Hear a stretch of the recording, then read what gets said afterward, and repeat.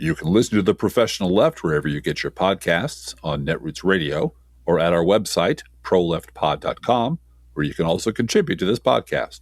There's a PayPal button at our website, or you can mail us a letter and or contribution at P.O. Box 9133, Springfield, Illinois, 62791. This is the podcast for December 23rd, 2025. It's not safe for work. Recorded live from the Cornfield Resistance, where there's still a week to go until we box this year up and send it to hell. It's The Professional Left with Driftglass and Blue Gal.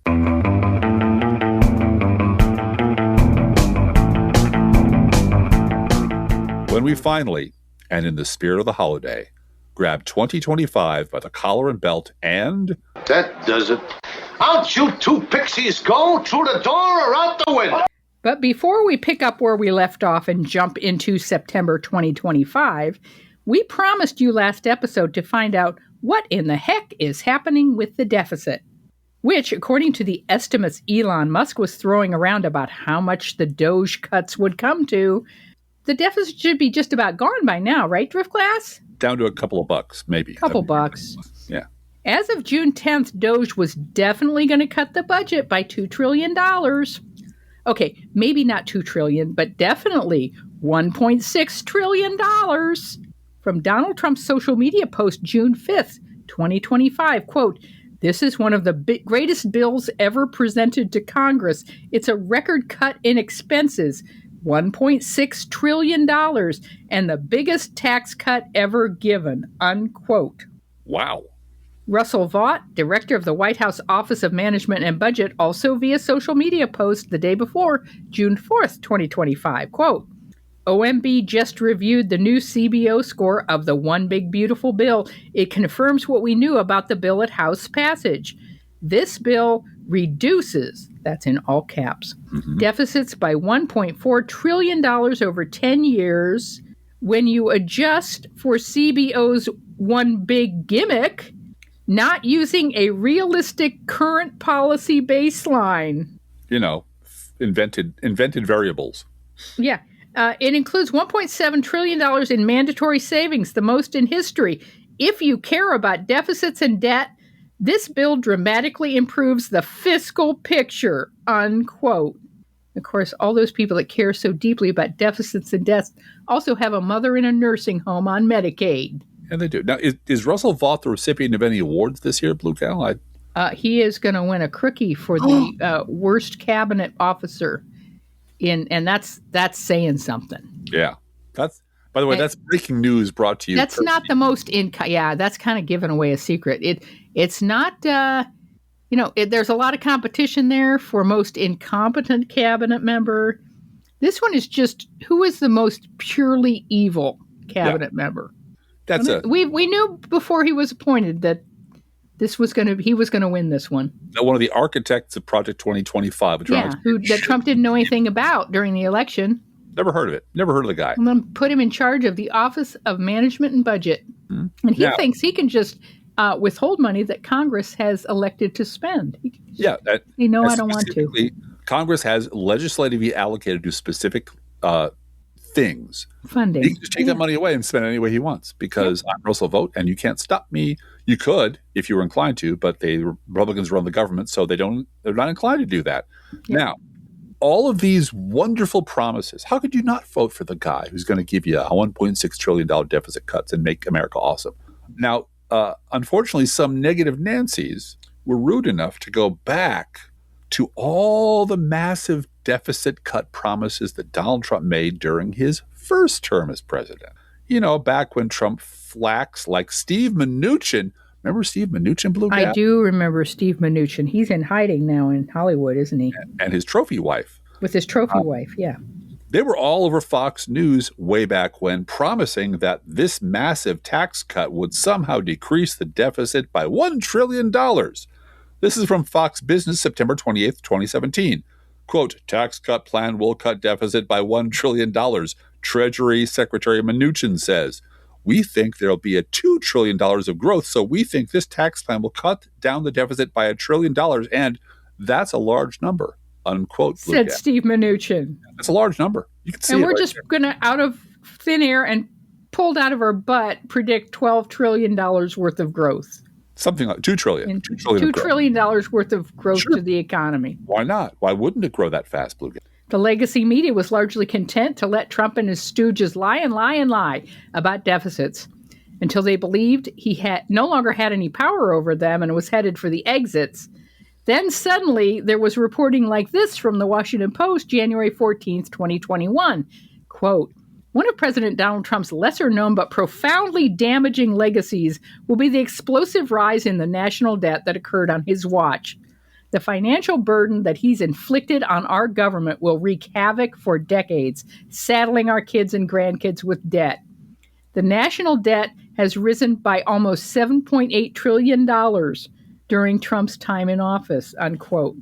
You know, it would have been nice if the Washington Post had said something about that sooner. Like, during Trump's effective years in office, during his first term, and, done like what we call math, just done fucking basic math. But, they were all terrified that he would stomp on them, so they just sat quietly by. And the Republican Party, from its leadership to the base, to the propagandists on Fox who are terribly interested in deficits and worried about them, they didn't give a shit about it. They didn't care about it one bit. Now, that was true while Trump was in office. But once Joe Biden was in office, well, things changed a little bit. The kind of reporting changed a little bit, didn't it, Blue Gal? This is from Bloomberg News, October 24th, 2023. Deficit worries make a return as a 2024 political issue. Now, listen carefully to this sentence. After lying dormant as an issue for the past couple of elections, the soaring U.S. budget deficit is starting to matter again in Washington. Eat shit, Bloomberg News. I can't even. I can't fucking even. This is from National Review, March 24th, 2023. Taxing the rich isn't the way to reduce the deficit. Eat shit, National Review. Yeah, from the Cato Institute, May 4th, 2023. Biden's budget is an unserious attempt about reining in runaway deficits. Eat shit, Cato Institute. Yeah, there's plenty of shit to go around. Everybody gets a helping. Everybody take a big bite.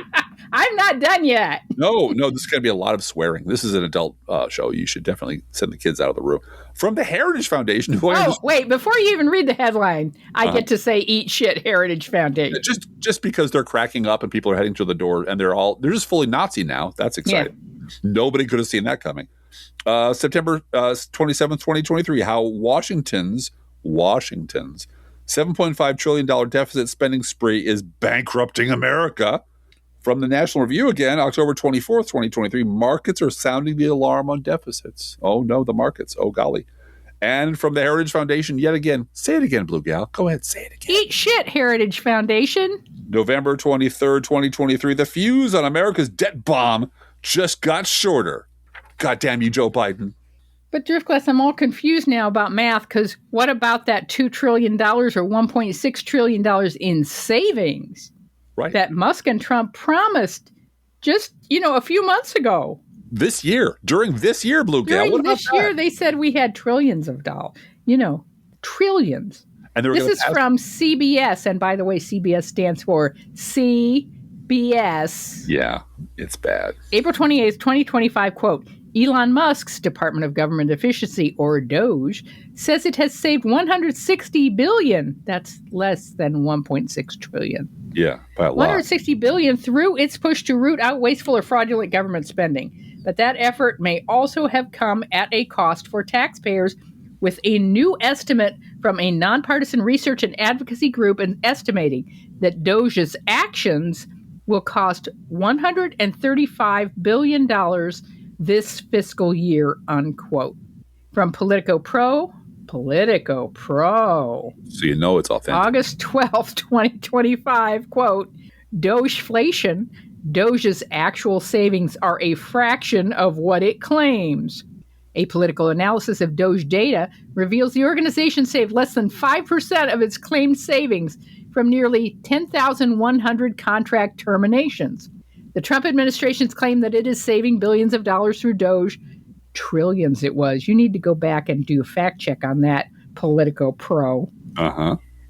Billions of dollars through DOGE-related cuts to the federal contracts is drastically exaggerated, according to a new political analysis of public data and federal spending records, unquote. And based on those fictional savings, weren't we all supposed to be getting DOGE dividend checks? I'm sure we were. And what's not factored into any of this is the long-term damage, the cost in human lives and infrastructure and health and everything else that the DOGE cuts are going to have on the rest of us already, starting with things like USAID. So now that we've fulfilled our promise to bring you up to date on what's going on with the deficits and Donald Trump, we're going to go back to the last third of the year, this year, starting with September 5th, 2025, where we find Mr. David Brooks using his valuable New York Times real estate to look his clueless, Pollyannish, wealthy readers in the eye and declare with a straight face that he could never be a liberal because liberals don't grasp reality. And why don't liberals grasp reality, Blue Gal? Because both sides. Quote, I've been driven away from the right over the past decade, but I can't join the left because I just don't think that tradition of thought grasps reality in all its fullness. I wish both right and left could embrace the more complex truth, unquote. Both right and left. Yeah, that's Brooks when the shrooms kick in. Mm-hmm. But in this case, it actually works out great because speaking for all liberals everywhere throughout all time and space, words alone cannot express our gratitude that Mr. David Brooks of the New York Times is not on our team, because David Brooks is the state of the legacy media today, caught in the trap they made for themselves, Blue Gal. You guys might remember Marley's ghost in A Christmas Carol. I wear the chain I forged in life. I made it link by link and yard by yard. I girded it on of my own free will, and of my own free will I wore it. It's like that. The both sides do it lie that they've been telling for decades started off as a fortress that protected them from criticism. Now it's a prison from which they cannot escape. A Gallup poll in September 2025 found trust in the news media fell to around 28%, the first time below 30% since tracking began in 1972. Gosh, if only there'd been some kind of warning, Driftglass. I know. Well, you know what? I think Barry Weiss is going to fix all this. I think she's going to bring integrity and viewership back to the... You got some of David Brooks's shrooms, didn't you, Driftglass? A little bit. I took a little nibble off the edge there. No, you didn't. I'm feeling very loving towards the whole planet right now. Being very facetious. I'm being extraordinarily facetious. Let's get back to the month of September. September 8th was when the official U.S. Department of Energy Twitter account tweeted the following, quote, wind and solar energy infrastructure is essentially worthless when it's dark outside and the wind is not blowing, unquote. This was Senate-confirmed Secretary of Energy Chris Wright backing President Donald Trump's assertion that the recent rise in energy prices is attributable to increased reliance on wind and solar energy. This came just a couple of days after Trump escalated his criticism of wind and solar, calling the green energy alternatives, all caps, the scam of the century, in a social media post. And this is the reader context that was immediately added to this bullshit tweet. Quote, solar and wind aren't worthless when it's dark or calm. Their output is variable but very predictable. Grid-connected renewables use storage, geographic diversity, and backups to stay reliable. All generation types face downtime for maintenance, fuel, and safety, unquote. From the Rolling Stone, September 6, 2025, quote, what the hell? House Speaker confuses White House with claim Trump was an FBI snitch. Mike Johnson, who maybe tomorrow, on Christmas Day at Crooks and Liars, you might see that he's going to win an award. Oh, I'm rare just honor. letting you guys know ahead of time. A signal honor for Mikey Mike. Mike Johnson's going to win an award. He should win an award. And he shall. And he said the president was an informant against Jeffrey Epstein while still telling Republicans to vote against the release of the Epstein files, unquote. Or maybe not. From the New Republic 2 days later, quote, Mike Johnson admits his claim on Trump and Epstein was total nonsense. The House Speaker is suddenly changing his tune after a bizarre defense of Trump on the Epstein case, unquote. Yeah. And we do want to mention that we realized that the government was shut down in part because Mike Johnson did not want to seat the last Democrat who would vote in favor of releasing the Epstein files. Because, unfortunately, the news, as we mentioned the last two episodes, there's been such a blitz of crazy this year Yeah. This is not a comprehensive podcast and can't be. So you can fill in the blanks, do your own research, read through our archives, listen to other podcasts. Leave a comment. Tell us either at YouTube or Patreon. Let us know if we forgot something. I'm sure we can bring it up later. Yep. So, we do remember stuff. So help us remember stuff, even when it's painful. On September 10th, 2025, Turning Point USA founder Charlie Kirk was fatally shot at Utah Valley University. And one day later, the freakout started. This is from the Associated Press. Quote, analyst Matthew Dowd loses his MSNBC job following Kirk comments. Political analyst Matthew Dowd is out of a job at MSNBC after his on-air comment following conservative activist Charlie Kirk's killing about hateful words leading to hateful actions.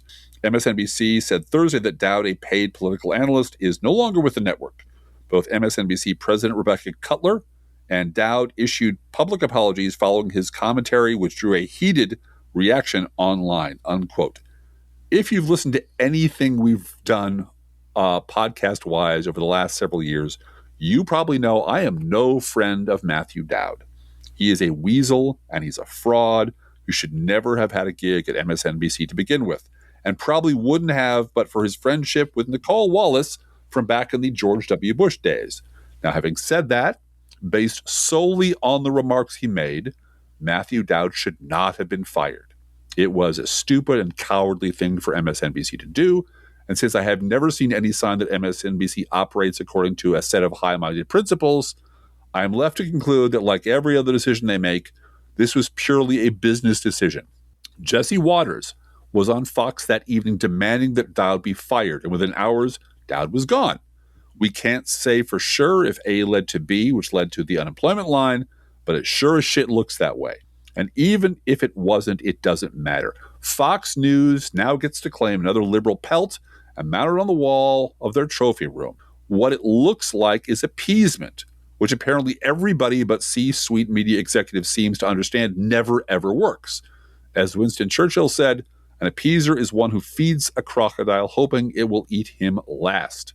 To keep the fascists at bay, MSNBC threw Dowd to the crocodile, but tomorrow or the next day or next week, it'll be someone else because appeasers never fucking learn.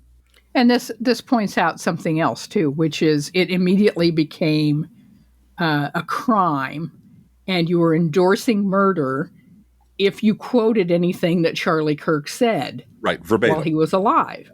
And, we were talking earlier today about what is going to be missing from the Trump presidential library. Are you going to put those plaques where he talks about Sleepy Joe Biden in the presidential library for Trump? When Trump is dead, what are you going to do? Are you going to have his tweets up on the wall? Someone is.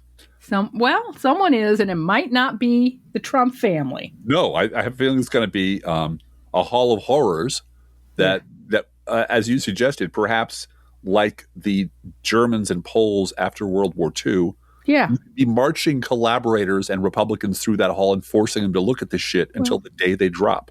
That was I think that was my favorite bit of advice for family members of MAGA nut jobs, which is take Donald Trump's Truth Social post to Thanksgiving dinner and make them read it out loud. As part of the prayer for dinner. As part of the prayer for dinner. You have to read the entire thing out loud. Thank you for your attention to this matter. Yeah. And now defend it. No, you can't. Since the latest battle of the Republican Party's 15-year-long campaign to gut the ACA will come to fruition in just a few days, and since we may well be going from one government shutdown to the next over that issue in January, and since we've already touched on the toxic history of the both sides do it lie, let's tie all that together in a big Christmas bow and take a no fair remembering stuff detour back to the before time about which most dare not speak. Now, we have a point to this. Right. Bear with us. Bear with us on this. The date was October 1st, 2013. The location is 2013. The location, the U.S. House of Representatives. The Republicans have just shut down the government to try to kill the Affordable Care Act. They kept the government shut down for 16 days and then gave up. This was Obama's second term. The shutdown furloughed 800,000 federal workers, and the economy took a big hit because of it. and it was led by Heritage Action and the Tea Party. But damn it, the Tea Baggers were not done yet. Even after Republicans lost, Democrats won, and the government reopened with an agreement to vote on a clean funding bill that didn't screw with the ACA. On October 25th, Tea Party crank and first-term Texas Senator Ted Cruz had to throw one more boulder on the tracks with a last-ditch filibuster of the vote to pass the budget, which included him reading Green Eggs and Ham. Cruz's stunt didn't defund or delay the ACA and didn't change any Senate votes. Yep. So the ACA has been a target for them forever. Yep. They're willing to shut the government down to try to kill it has been a strategy of theirs forever. That's the thing that people really don't remember. They've done this before. And now, as Paul Harvey used to say, and now you know the rest of the story. And now getting back to the year 2025. In the year 2525. No, 2025, not 2525. We're still in the month of September. And on September 15th, in the wake of Charlie Kirk's murder and the reactions to it, your latest Never Trump ally and the New York Times' latest conservative DEI hire, David French, mounted his own spirited defense of the both sides do it lie. It was entitled, "There Are Monsters in Your Midst, Too." And if that too alone isn't enough to give you a giant assay, congratulations, your bullshit detector is in good working order, because this was not an address to us, dirty hippies, about how we're just as bad as the unhinged right. Oh my goodness, no. This was addressed to the violent, unhinged right who simply refuse to believe that they're ever wrong about anything, and that the real bloodthirsty fascists are us dirty hippies. Yes, now that his former party had eagerly nominated the apex predator of fascist political violence 3 times and twice elected him president, the very best French can muster is, sure, Democrats are dirty, commie, America-hating, terrorist-loving, baby-killing monsters, but consider, my brothers in Republican Jeebus, that maybe there are bad guys in your midst, too. Join me in the mighty fortress of both sides do it, and together we can end this destructive conflict and bring order to the galaxy. Moving on, in case you thought Chuck Todd had finally been sent upstate to a pundit farm where he could play all day in the sun with David Gregory, you'd be wrong. In fact, on September 15th of this year, he showed up on the most both sides-ery radio show in Springfield, Illinois, to agree with the host that both sides do it. Speaking of Illinois, our Governor J.B. Pritzker expressed sympathy for Kirk and his family while condemning political violence at an unrelated event. Quote, "We saw the shootings, the killings in Minnesota, where Democrats were killed. We've seen other political violence occur in other states. I would just say it's got to stop. I think there are people fomenting it in this country. I think the president's rhetoric often foments it." Unquote. I'm shrugging here. Yeah. It's like, okay. Yeah, statement of That's fact. what our governor said. It's simple, it's clear, it's factual, it's not controversial. No. But this is what local MAGA crackpots heard. Quote, "For him to say these things for political gain is unacceptable," said Representative Adam Niemerg, Republican of Diederich. That's what this is all about. This is about political gain for radical Democrats and pushing a woke narrative. I'm sorry, what? Yeah, this is just Mad Libs. They have five terms they have to work into every paragraph. They can't amount to anything to get that done, including assassinating conservatives at college campuses, unquote. So the Illinois Freedom Caucus has filed articles of impeachment against Governor J.B. Pritzker over vile comments made against Republicans. That didn't go anywhere, but No, they're very angry that he said mean, true things out loud about Republicans. Again, we should make these same Republicans read what he wrote about Rob Reiner out loud. Yeah, well, in front of a camera. Yeah, on trial, a short trial. I wouldn't have put it that way. Yeah, they'll just do a Mike Johnson. That put on the horse blinders. I never saw any tweets. I don't know anything about anything. I've never seen. Right. Anyway, now you get to take a guess about this voice from the past. It's from Fox News, September 19th, and he is pimping his book called Dead Center. President Trump is the person who can basically bring us together. And I'm praying that he's able to say, listen, enough's enough. Come on, we're all Americans. We've got to live in this world together in our country and keep it the greatest country on earth. We can't do it by tearing each other apart. And I'm really hoping, I believe in him. I believe he can do that. And with that being said, he's able to calm down all this rhetoric right now. And those who want to basically still spew it, then that's fine. It's going to show you being on the extreme. Yep, that was former Democratic Senator from West Virginia, Joe fucking Manchin. On September 24th, over at the New York Times, they fired up that algorithm they use that shits out the he said, she said, both sides columns, and told it that Jimmy Kimmel was back on TV. And you'll remember he'd been suspended by ABC News because Trump didn't like him, or ABC Television because Trump didn't like him. And this is what came out at the other end of the New York Times algorithm. Quote, like his suspension, Kimmel's return draws a divided reaction. Oh, no. Is there anything worse than a divided reaction? You know, very divisive is what it is. On September 29th, Steve Schmidt bobbed back into public view, despite Schmidt's repeated heroic efforts to burn his career to the ground over and over again. The grifter in him just keeps trying to resurrect himself from the ashes. So on September 29th, he scored that coveted 30-second paragraph mention in a New York Times column of which no one made it past the third paragraph. Would it surprise you to learn that Schmidt is lashing out at both sides, Blue Gal? No, it would not surprise me, Driftglass. Quote, the ad comes from a new group. I just want to stop here and say, how many new groups has Steve Schmidt started? A lot. To pay for that house in Colorado. Houses, plural. Yeah. It comes from a new group, the Save America movement, oh goody, whose leaders say they want to fight Trump with what they call counter-propaganda. Two of its leaders, Mary Corcoran, a former public relations executive, and Steve Schmidt, a former top aide to John McCain, who co-founded and later left under extraordinarily bad circumstances. The anti-Trump group, the Lincoln Project, are not currently impressed with either party, Blue Gal. No. Yeah, it's tragic, really. We should listen to them over and over again. They're going to lead the way. The final sentence of this 30-second paragraph, they view Trump's Republican Party with utter contempt and fault Democrats for failing to push back effectively, unquote. Wait a minute. Weren't they supposed to be the guys at the Lincoln Project who were going to do all the pushing back for us? Mm-hmm. Wasn't that Steve Schmidt's job about 1 million years ago? That was the whole point. Yeah. Yep. Speaking of political turds who were apparently unflushable, on October 1st, the New York Times guest essay was awarded to Newt Gingrich. This is maybe my favorite story of the whole year. It's not the best or worst. It's just my favorite. He wrote a column for the New York fucking Times on October 1st of 2025. That's this year.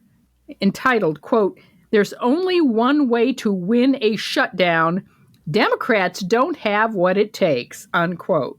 Now, if you are as old as we are, or you know, have any memory of Newt Gingrich's career, you may recall that one of Gingrich's signature accomplishments as House Speaker was leading two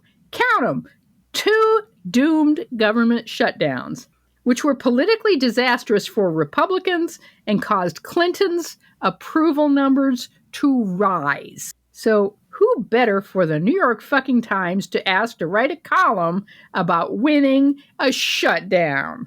Yeah. And this double shutdown of his also factored heavily in his losing his speakership and resigning in disgrace from Congress. Oh, yeah. One of the many things, not to mention having an affair, a 6-year affair. Yeah. And being corrupt. Corruption. Lots of problems with cashing checks at the House post office and stuff like that. Yeah. But I read this column and it was all about how his shutdowns were secretly brilliant, Blue Gal. The mainstream media won't tell you this, but they were secretly, acts of pure political genius on his part. And he was just ahead of his time, like the Joker. On October 2nd, that was when the dear leader and Timu George Patton, also known as Whiskey Pete Hegseth, called the entire senior staff, the U.S. Army, the U.S. military, to scream at them about being warriors. Got to be warriors. It was a pep talk that was greeted with crickets and silence. October 4th, the New York fucking Times featured its umpteenth conservative blaming both sides column. This time it was Ross Douthat who drew the short straw. Or maybe the long straw. Sometimes they might be in competition because it's easy money, Driftglass. Oh yeah. It makes the Schulzberger family very happy to see these columns just vomiting off their obviously it does, because that's all they do is hire conservatives who will blame both sides. That's literally all they do on the op-ed page. On October 11th, the New York fucking Times was at it again. Now, this David Korn didn't write this article in the New York Times, but he noted that this column was a classic case of irresponsible both sidesism from the New York Times. The story is that Trump and MAGA propagandists are lying about Portland to incite a conflict, not that there are different views of the matter, unquote. Is anyone noticing the matrix, the pattern? Yeah, can you see the code? Can you see the code at this point? It's all, this is the legacy media. This is what they do. But the Times wasn't done, Driftglass. The New York fucking Times is never done. Also on October 11th, this time, an unsigned editorial from the editorial board.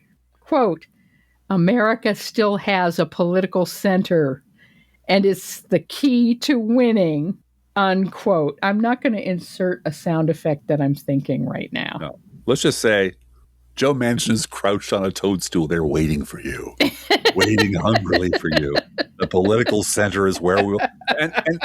And appealing to the political center is like one of the first posts I ever wrote, the ludicrousness of this assertion. Yeah. 20 years ago, more than 20 years ago, that was like one of the first columns or posts I ever did. It's been a lie for so long. They don't know what else to do. Now, on October 14th, the consequences of continuing to lie about the right and continuing to play the both sides game has led us to a point where the right is completely insane and the legacy media cannot admit it without blaming Democrats too. And so on October 14th, we find Politico reporting a story that young Republican group chat, and surprise, surprise, they're a bunch of Nazi-loving racists. Wow. Never saw that coming. Quote, William Hendricks, the Kansas Young Republicans vice chair, used the N-word in several variations of that racial slur more than a dozen times in the chat. Bobby Walker, the vice chair of the New York State Young Republicans at the time, referred to rape as epic. Peter Günther, who at the time was chair of the same organization, wrote in a message sent in June that, quote, everyone that votes no is going to the gas chamber. Can we fix the showers? Gas chambers don't fit the Hitler aesthetic. Joe Maligno, who previously identified himself as the general counsel for the New York State Republicans, wrote back, quote, unquote. No, unquote. He wrote back. Oh, I apologize. He wrote back. Okay. Where do I want to? Start up 3856. I know what to do. Yeah, okay. 3856 doesn't help me, honey. Okay, that's my timestamp of where I'm going to have to go. I know what I'm going to do. I'm going to do. I'm going to start with Peter Günther, okay? Yep. Peter Günther, who at the time was chair of the same organization, wrote in a message sent in June that everyone that votes no is going to the gas chamber. Joe Maligno, who previously identified himself as the general counsel for the New York State Young Republicans, wrote back saying, can we fix the showers? Gas chambers don't fit the Hitler aesthetic, unquote. Wow. Wow. Both sides, Driftglass. Do not talk about Hitler aesthetic when it comes to gas chambers. And all the people, all the wealthy people who'd sponsored this group, all the people who'd promoted them, suddenly had no idea these people were fucking Nazis and talking this way, because how could we have ever known that? They all go totally Mike Johnson when confronted with the things. Except for J.D. Vance, who called it youthful indiscretion. Yeah, of course. Because J.D. Vance is now going to defend white nationalism to the end of time. Yeah, straight up. He sees that as the ticket to success. It is. It's how if there's going to be a primary, it's one of the tickets to the primary. It's one of the things that's going to get him a 38% core of the Republican Party. Yeah. Back to the New York fucking Times again. This time it's their other conservative op-ed clown, Bret Stephens. October 21st, the headline, quote, why Mom Donnie frightens Jews like me, unquote. Yeah, and just in time for my birthday, October 30th, the New York Times again rolled out David Brooks again, who was smugger and smarmier and more both sidesy than ever. I'm just going to give you the last paragraph because I'm tired of talking. Tired of talking about David Brooks already? Yeah. Quote, if you want a one-sentence description of where politics is right now, here's my nominee. We now have a group of revolutionary rightists who have no constructive ideology confronting a group of progressives who let their movement be captured by a revolutionary left-wing ideology that failed, Blue Gal, that failed, unquote. Both sides. It's always fucking both sides. November 2nd, Donald Trump appeared on 60 Minutes and bragged about CBS paying him a lot of money. He paid me a lot of money. In defending his October 23rd pardon of Binance founder Changpeng Zhao, President Donald Trump claimed that Zhao was a victim of a Biden administration witch hunt. He's a victim of a witch hunt, right? By Democrats. Got that? That's what Trump says. He had to be pardoned. Right. He had to be pardoned because it was just a witch hunt.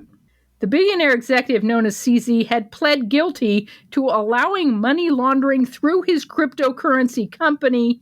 He was fined $50 million and served a 4-month sentence in a low-security prison and halfway house. Trump also said in the same interview, I don't know who he is, and I know nothing about the guy. If there was ever a time for the 25th Amendment to arrive like Mary Poppins and set things right. But of course, Republicans can't do that because they are all lashed to that guy. They're all tied to him. His fate is their fate. However, through the gloom, on November 4th, 2025, we got our first glimpse of actual real daylight. In elections all over the country, there was a massive blue wave. Democrat Mikey Sherrill won the New Jersey governor's race, turning back a push from Republicans to build on Trump's gains in the state. And Pennsylvania voters approved retaining 3 Supreme Court justices, preserving the Democrats' 5-2 majority on the state's high court. Ghazala Hashmi became the first Muslim to win a statewide race in Virginia. She will be the Commonwealth's next lieutenant governor, along with, of course, them absolutely.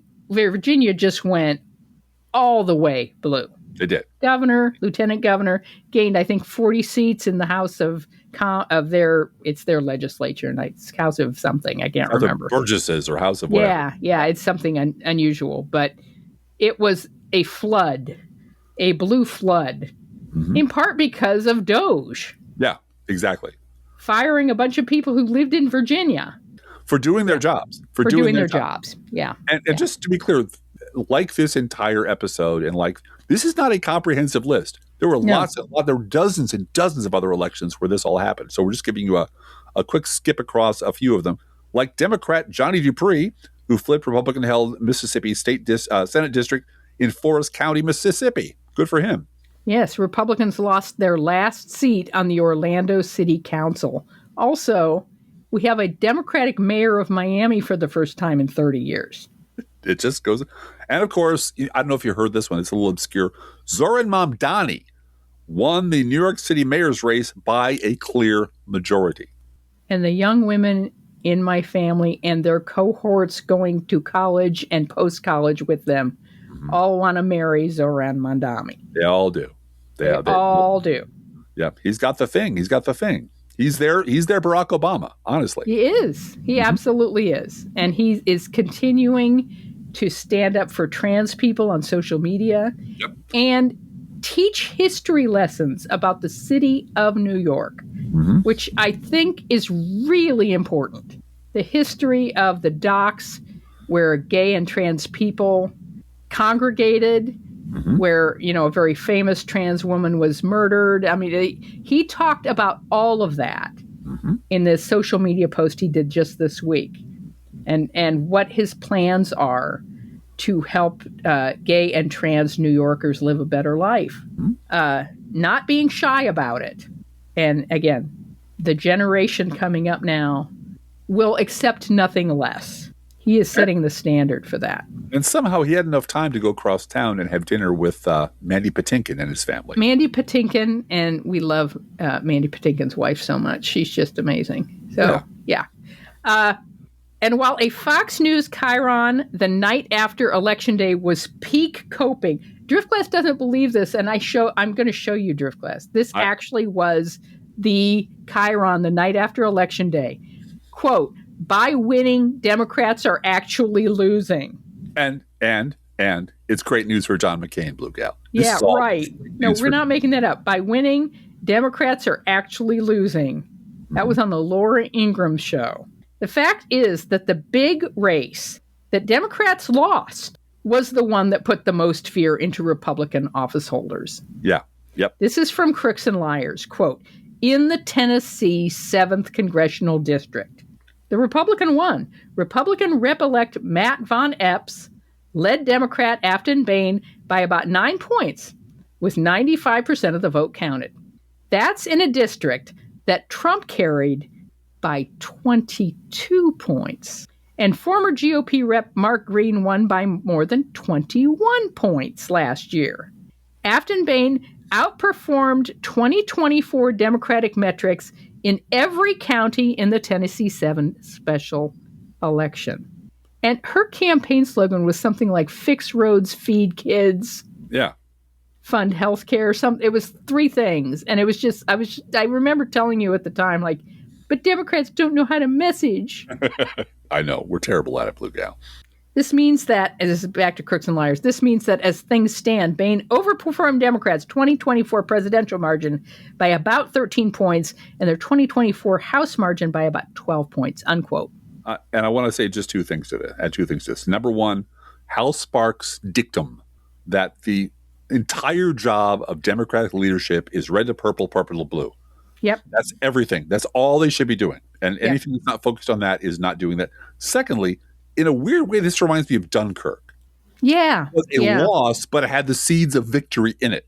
Yep. They preserved their army. They got it back to England. And without that army, they would have surely lost. And with that army, they were able to come back and with their Air Force and all the other factors. So within this loss, which is clearly a loss, you can see victory. You can see winning because that's how numbers work. And by the way, Afton Bain is going to run again in 2026 because this is just a 1-year term. It's a special election. Uh-huh. PBS noted that, quote, poll numbers haven't been so favorable for Democrats since the last blue wave, unquote. An Atlas Intel poll taken in mid-December shows that the generic congressional ballot in 2026 stands at Democratic 54.4, Republican 38.4.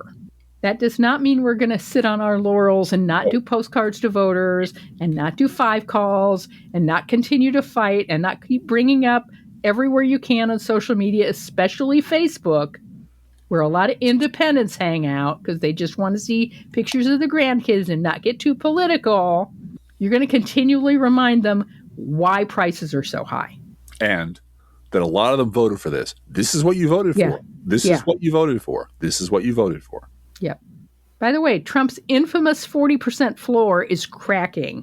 This same Atlas Intel poll shows a disapproval rate for Trump of 59.6%, an approval rating of 39.3%, which is still the Sarah Palin floor. Yeah, that's the Sarah Palin floor. But it's cracking. I believe that's a term you have coined, Blue Gal. I have, the Sarah Palin floor, now, which is in the high 30s, and it is not a Trump number. No. I want to make that clear. That is a Fox News brainwashing number. Right. That is the percentage of the American population that Fox News and hate radio has brainwashed against Democrats. And that happened way before Trump. Trump depends on that number. Everything. But that was way before Trump. Everything that they have, everything Republicans have, depends on that number. Yep. All their victories depend on that. Going back to 1994, the New York Times was when they wrote a thing congratulating Republicans on their sweep to power. They were very clear. It was Rush Limbaugh and talk radio listeners who were the key to Republican victory. Yep. This is not a new phenomenon. Yep. This is also why trying to reason with those people is a complete waste of your fucking time. They don't believe anything should happen to Democrats, but we should all burn in hell. They will never trust us. They will never change their mind.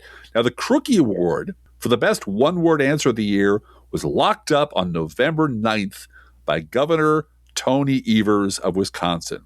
Quote, amid overlapping orders from various courts and immediately following one order that restored SNAP payments, Wisconsin loaded November SNAP money onto its citizens' EBT cards. Correspondence from the Trump administration dated November 8th suggested that states must immediately undo any steps taken to issue full SNAP benefits for November of 2025. The following day, Governor Evers released the following statement responding to the Trump administration's correspondence. His answer was no, unquote. And he put out social media posts with a blue square with the word no in the middle of it. Like, I got my answer for Trump administration right here. Yeah. No. Yeah. November. And I think it's significant that happened, 5 days after the blue wave. Oh, yeah. Oh, absolutely. I think he would have done it anyway, but it was definitely a signal that you're losing. You are a loser. Weak, and you are now a lame duck, and I don't have to listen to a fucking thing you have to. You can still hurt me. You can still deploy troops in my state, and you can withhold funding. But no, we're not going to do what you say. Go fuck off. Right. But no is so much shorter and more eloquent. Well, and this is hungry people who've had to wait 10 days for their SNAP. And he waited until the court said, he waited until the court said, yes, you can release this. And then, of course, Trump people ran into court to try to stop it. Mm-hmm. And that's when he said, let all this money go out to the EBT cards. Mm-hmm. By the way, I found out in researching this that the state of Alaska dipped into their own funds to put the money on the EBT cards for November 1st. They didn't wait. They said, okay, we absolutely cannot have people not have EBT cards on November 1st. Right. Shutdown or no shutdown, we're going to take state money and put it into this program as a stopgap until whatever's going on in Washington gets fixed. And people in the Trump administration were suggesting that the government of the state of Alaska needed to claw back that money. Yeah. And if I may quote Governor Evers, the answer is no. The answer, and this, that moderate senator woman from Alaska, I can't remember her name now off the bat. But yeah, she was like, wait a minute, that's state money. That's our money to begin with, asshole. That's not, you cannot start demanding stuff from the federal government about how the state of Alaska spends its funds. She didn't say fuck you, but she should have. All right, November 6th from NPR, quote, Subway sandwich thrower found not guilty in D.C. jury rebuke. Uh-huh. It just gets Unquote. better. November 7th marked an important anniversary of our household. It's a 1-year anniversary of the day we stopped paying any attention to anything Joe Scarborough and Mika Brzezinski had to say about anything.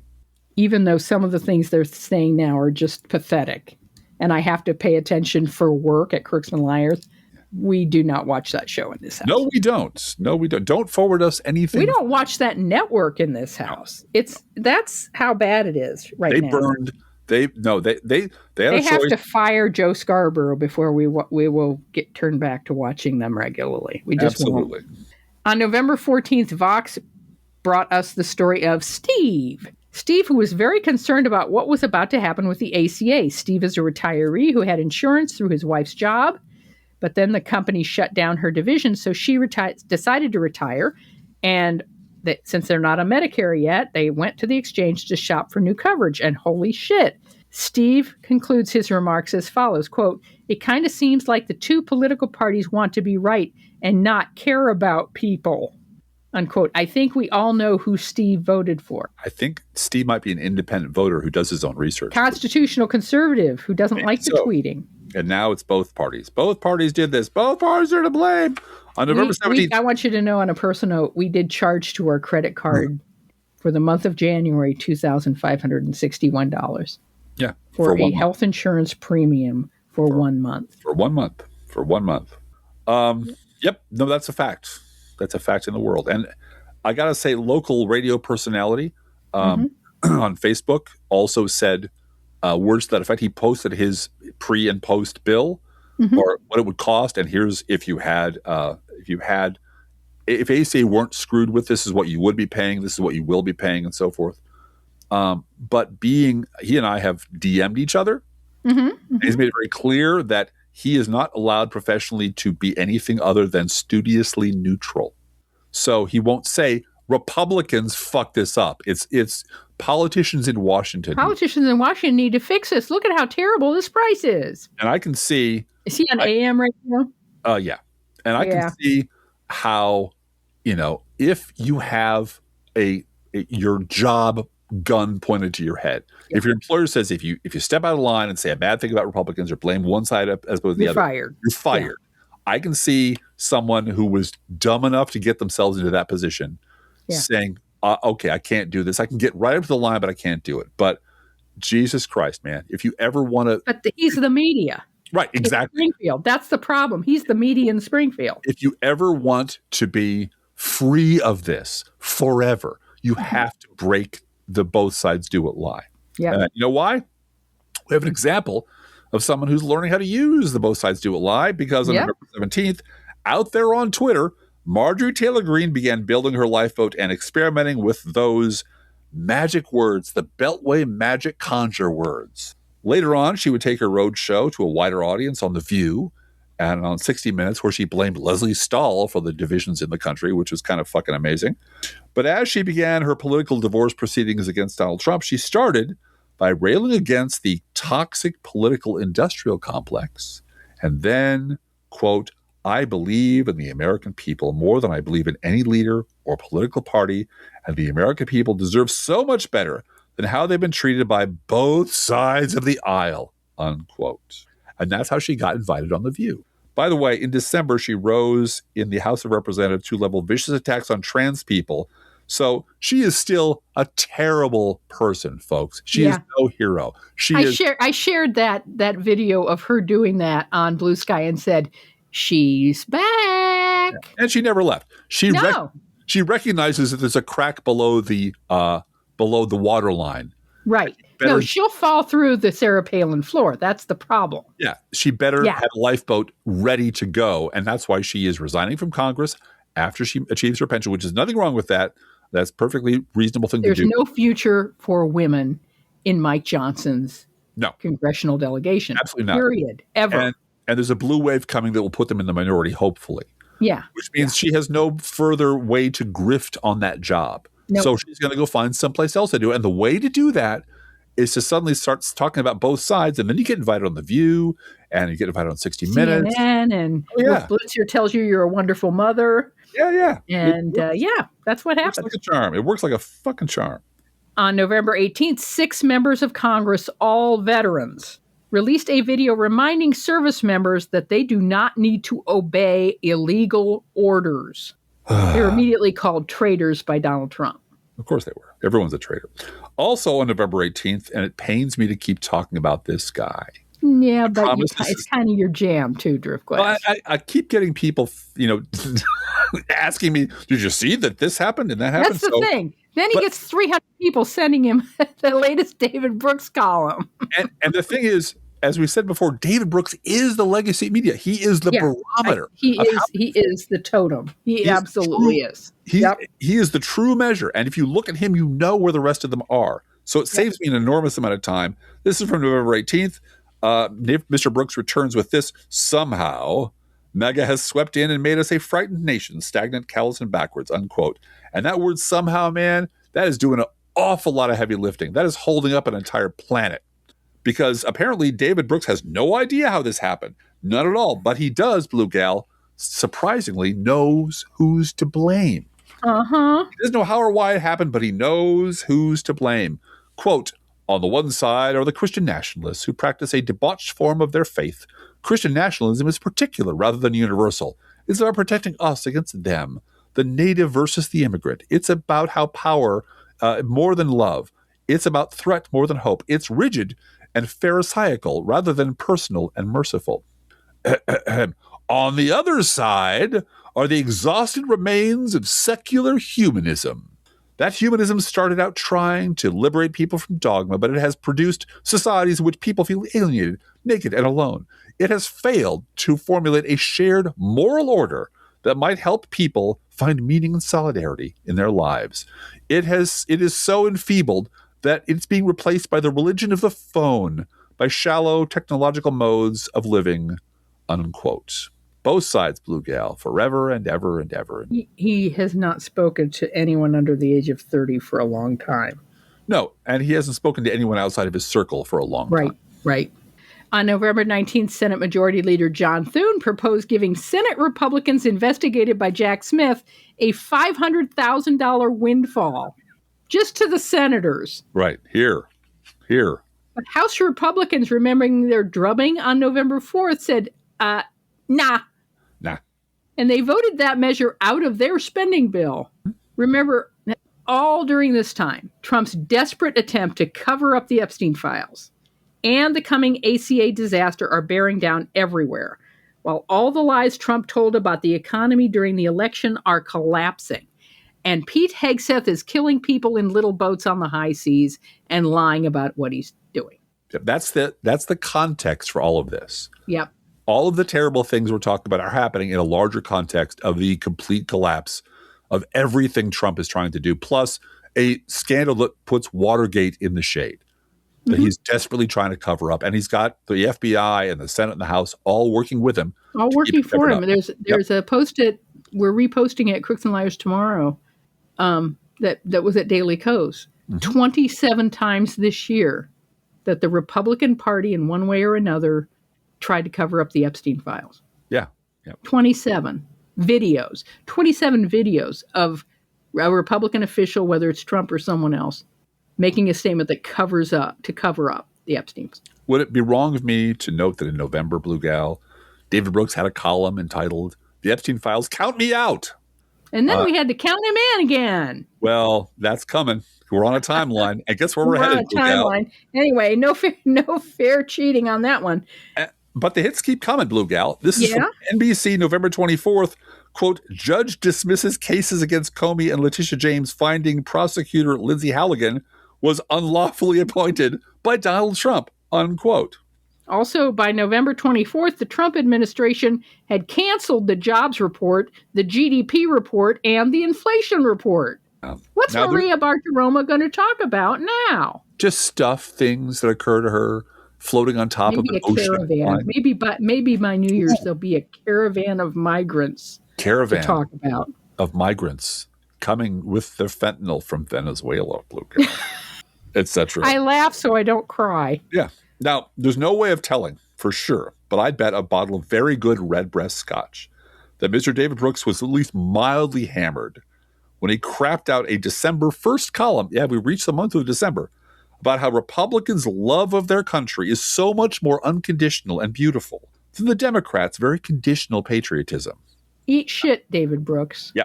Quote, Republican pride is unconditional. I know. What the fuck, man? I mean, drunk. I got to assume. You got to assume. Yeah. Democrats, going back to the quote, Democrats like Barack Obama and Joe Biden can get elected to the presidency, and it has almost no effect on the pride Republicans feel in America, unquote. He doesn't watch Hannity. Oh, he does. He's just lying. He's completely cut off from this. He can't exist outside of a both sides do it bubble. He cannot exist. He would shrivel up and die. So as the outside world gets crazier, his lies to protect his little terrarium where he lives have to get more and more ridiculous. Mm-hmm. And he has to depend on the fact that the Schulzberger family wants him to say shit like this. Clearly, this is what they're in business to do. Mm-hmm. Now, to explain this staggeringly stupid lie, I would have been willing to believe that Brooks has just been in a coma during the entire Obama administration and didn't know what actually happened. Didn't read anything, didn't hear anything, didn't see anything, except for the fact I have an archive full of Brooks's lying drivel from the Obama years that prove otherwise. Also, in support of the Brooks was very likely drunk theory, is the fact that his column has 3 very obvious and uncorrected typos in it, which also means nobody in the New York Times. In the New York Times. The New York Times. That nobody's editing his stuff. Nobody's paying any attention to it. Pasting it in. Yeah. Writers at Crooks and Liars get more editorial supervision because we hear from our readers if there's a typo. Oh, no, the typos were reported widely on social media. Oh, I bet. New York Times just never bothered to correct them because what the fuck, man, you know? It's David Brooks. He never comes in and we never look at his stuff. We just put it in the paper. Mm-hmm. Wow. December 2nd. Oh, this is one of my favorite stories of the year, Driftglass, because it has to do with publishing. And you share this love of this story with a guy named Keith Olbermann, I believe. Yeah, I think so. Well, he's got more of a personal connection to it. But December 2nd, Simon & Schuster release American Canto by Olivia Nuzzi. And Olivia Nuzzi, I think it's Nuzzi. She wrote it on her phone, Driftglass. Yes, she did. Substacker Sachi posts a post entitled "Sentences from American Canto That Sent Me to the Hospital." And Wonkette, in their review, pointed out that it could be said that in the year of our Lord 2025, we have overused the term cringe to the point that it no longer has any meaning. And if you want more information about Olivia Nuzzi melting down, going on the bulwark and weeping at mild questions from her very good friend, Tim Miller, or about her boyfriend publishing secret things all over the internet, or her relationship with RFK, all you really have to do is open a window and listen, because it's everywhere. We do not need to recapitulate that entire shit show for you, but it's out there for your enjoyment, I suppose. This is why this is the legacy media. Again, we're talking about things that give you insight into larger pictures. The existence of Olivia Nuzzi and what she has done with and for Robert F. Kennedy, and what she had done with her fiance, boyfriend, blah, blah, blah, gives you such a massive insight into how deeply fucking corrupt the entire legacy media is, because nobody stopped her. Nobody even tried to stop her. Nobody asked any questions until it was too late. December 3rd, 2025. This is from Vox. Quote, "The twisted reason why Trump is bombing Venezuelan boats. For this administration, war crimes are a feature, not a bug. In early September, Defense Secretary Pete Hegseth ordered the U.S. military to kill everybody, quote unquote, aboard a speedboat in the Caribbean. A missile then shattered the vessel and sent its fragments ablaze. When the smoke cleared, U.S. surveillance drone showed 2 people clinging to the smoldering wreckage. An admiral then ordered a second strike against these flailing survivors, an act that violated a wide array of international and domestic laws. Or at least that is what a recent report in the Washington Post alleges. The Trump administration publicly insists that the Post account is fake news, because everything's fake news, Blue Gal. In a closed-door briefing with lawmakers, Pentagon officials have reportedly claimed that the second strike was not intended to kill survivors, but rather to sink the boat so as to clear a navigational hazard for other vessels. Aw, that's so nice of them. Yet the administration has refused to provide either the public or members of Congress with unedited video footage of the bombings, unquote. By the way, Trump promised he would. Then he went back on it. Pete Hegseth said yeah, and then he went back on it. Clearly, they're covering this up because they want a war or the appearance of war with Venezuela for a bunch of reasons. One, I'm sure Trump wants to steal the oil, because he said that a million times about 20 other countries. And two, a nice distraction from the Epstein files. Yeah. And we're in the middle of an oil glut, by the way. So really, you'd think his friends in Saudi Arabia would tell him, what are you trying to do? Bring down the price of oil. Like, aren't you our friend? The headline, and this is my turn to read a David Brooks headline. December 9th, column in The Atlantic, quote, "The neocons were right." I'm not going to read one word of that column to you. No, there's no need to. There's no need to. December 10th, GOP House gives Pentagon $8 billion more than they asked for. Isn't that exciting? And breaking news, this week, the Pentagon failed their 8th audit in a row. But we had no money. $900 million. But we have no money for the ACA, Blue Gal. We just $900 billion. Excuse me, $900 billion to the Pentagon. $8 billion more than the Pentagon asked for in their budget. Yep. On December 14th, Rob and Michelle Reiner were murdered in their home, apparently by their troubled, mentally compromised son. Separate and apart from the tragedy of those murders, the MAGA mob immediately mounted their high horses Sunday night, claiming that, while liberals danced on Charlie Kirk's grave, which is not true. You could search the MAGA mob up and down, and you'd never find an instance of any of them being disrespectful at a time like this. And then on Monday morning, Donald Trump opened his big, loud, monstrous hole and cut loose on social media. It was so foul, so grotesque, and over the top that even on Fox News, they were cringing and suggesting that this wasn't exactly presidential. Then, on December 18th, 2025, a date which will live in infamy, guess what? David Brooks is in the Epstein files.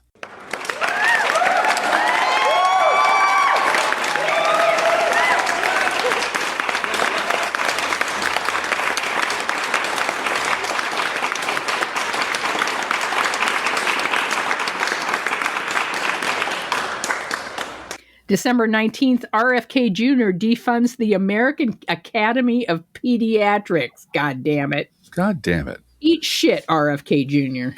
Also, on December 19th, the Justice Department released a limited batch of records from its Jeffrey Epstein investigations, conceding it did not meet the legal deadline to disclose the full file as required by the Epstein File Transparency Act. The material included photos, phone logs, interview records, many heavily redacted. Deputy Attorney General Todd Blanche told Congress the department needed more time, writing that the volume of materials to be reviewed made full compliance impossible by the deadline. Lawmakers from both parties, meanwhile, rejected that explanation, calling the disclosure disappointing and warning that Congress was weighing legal options to force compliance. It's real interesting that Todd Blanche is the face of this rather than Pam Bondi. Yeah. The next day, on Saturday, December 20th, the Justice Department temporarily removed at least 15 files from its public Epstein Files site, whoopsie, including an image that showed a photo of Trump with Epstein, Melania Trump, and Ghislaine Maxwell, before later restoring that Trump-related image. Also, they're not doing redactions right. No. Some of the redactions, anyone with an iPad can go in and take a picture of it and change the resolution and get the unredacted. In other cases, as Hal Sparks has pointed out, they simply put Post-it notes over the pictures they didn't want to show anybody. Yeah. And then took a picture of it. Do you remember movie Hidden Figures? Yeah. When our heroine is being asked, okay, you figured all this other shit out using the math, but you couldn't possibly know about Apollo. Mm-hmm. Apollo was top secret and blacked out. How did you know? Are you a spy? And she said, no, I held it up to the light. I held it up to the light because they just put Sharpie over the typewriter. And Kevin Costner holds up to, yep, there it is. we need better black ink. Yeah, they're so bad at this, which is a blessing, which is truly, I gotta say, perhaps one of the finer grace for the truth to come out. Well, all of these, they're so fucking incompetent. It's a Zapodan miracle. Let's all admit it. Well, let's attribute everything to a Zapodan miracle, shall we? Yes. I appreciate that. Meanwhile, on December 21st, Trump used his newly installed CBS puppet, Barry Weiss, to kill a 60-minute segment on deportations to El Salvador CCOT prison. But you know what?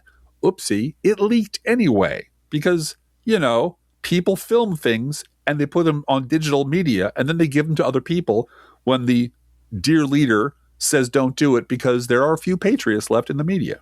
This is a really interesting story. They're calling it the Weissand effect, not the Streisand effect. Because many, many more people have now watched that segment than would have watched it if they just pasted it onto 60 Minutes. Because nobody watches 60 Minutes now anyway. It's already compromised. Well, and her two things, if I remember correctly, are a town hall that she demanded to be put on the air that nobody wanted to watch. Right, with Erica Kirk. And this segment that everybody wanted to see, which she killed, because didn't the producer of this segment talk about kill switching it? She said the producer of the segment said, first of all, it was completely done. They had repeatedly asked the White House for a comment on this segment and were rebuffed. And Barry Weiss's argument was, well, if we don't have a comment from the White House, we can't run it. We have to have both sides in a segment on 60 Minutes, or we don't run it. And then the producer said, that means the White House has a kill switch for every story we do. Because if they don't like what we're saying, they can just say, well, we won't comment. And then Barry Weiss says, well, then you can't run it. And that's a kill switch. And that's on purpose.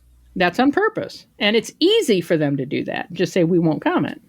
Also on December 21st, Vice President J.D. Vance refused to condemn anti-Semitism in the conservative movement, saying there should be no purity tests beyond Love America. Also, you have to say the 2020 election was stolen, Driftglass. Mm-hmm. You have to say that.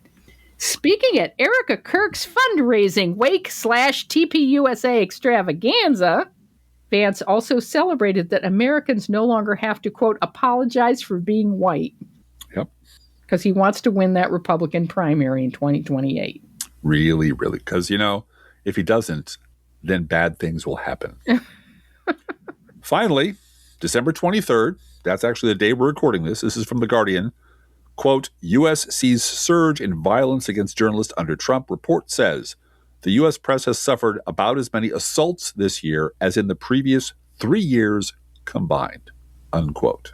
There was one other story that we didn't cover that was on social media today, on the Bluesky today, and that was the whole kerfuffle about the Cracker Barrel logo and how, they took the white guy sitting by the Cracker Barrel off of the Cracker Barrel logo. And apparently, right-wing America just flipped out. And so in a matter of days, they brought the old man back, the old white guy back to sit by the Cracker Barrel. And now it's safe for conservatives to eat at Cracker Barrel again. Thank God. And the story today coming out on social media was that this outrage over the Cracker Barrel logo was almost completely bot-driven. Because of course it was. And this is why the mainstream media is a joke. Yeah. Well, they just look at Twitter and say, oh, look at all this trending stuff. And I'll just say what's trending on Twitter, and that'll be my story. Well, you remember that this was also the year, just a few weeks ago, when Elon Musk accidentally on purpose turned on the location finder on Twitter. Yes, right. And turned out so many right-wing influencers are in Russia or Bulgaria. Belarus. They don't live here. They're not Americans. They're not here. They are foreign actors gaming the system. Interfering with our politics. Yeah. Yes. And then he turned the location finder off because everybody went, what? Yeah. And we could have told you, they need to turn it. I'm sorry. They need to turn it on Bluesky. It should be on everywhere. Yeah. Oh yeah. No lie. I am absolutely convinced that there's, Eastern European / Russian bots everywhere on social media. Yep. In fact, at least one of us is a Russian bot. You can probably know that. No, I don't think so. We live in Springfield, Illinois. Well, stranger things have happened. Anyway, we love you guys. Thanks for bearing with us for over an hour and 20 minutes. Wow. Feel free to write to both of us at proleftpodcast@gmail.com. Also, our snail mail, U.S. Postal Service, Go Postal Union's address is at the beginning of the show. It's also on our show notes. And we love hearing from you. Thank you so much for all the Christmas cards you've sent so far. It's not too late. We'll be accepting Christmas cards through the end of January. Right. Until Valentine's Day. We will be accepting Christmas cards from you guys. Yeah. And then you can start sending Valentines. Be aware that if you write to us at any of our addresses, we reserve the right to read your email or U.S. Postal Service, Go Postal Unions, letter on the air unless you say otherwise.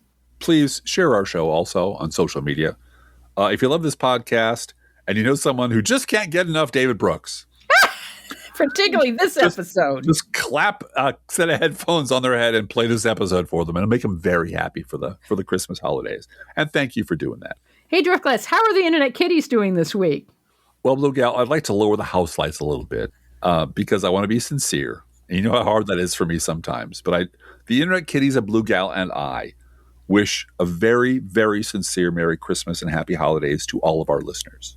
Wherever you are and however you celebrate and whatever this year is thrown at you, thank you so much for showing up, for thinking critically, for laughing when we could, for sticking with the facts, empathy, and with each other in a time when all three of those things are under constant assault.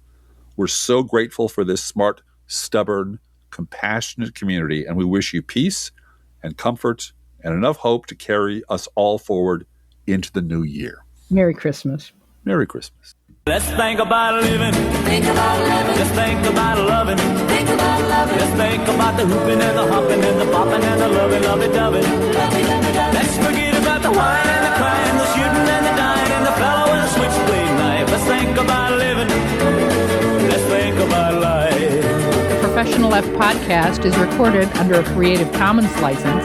Copyright 2024-25, GGBG Productions.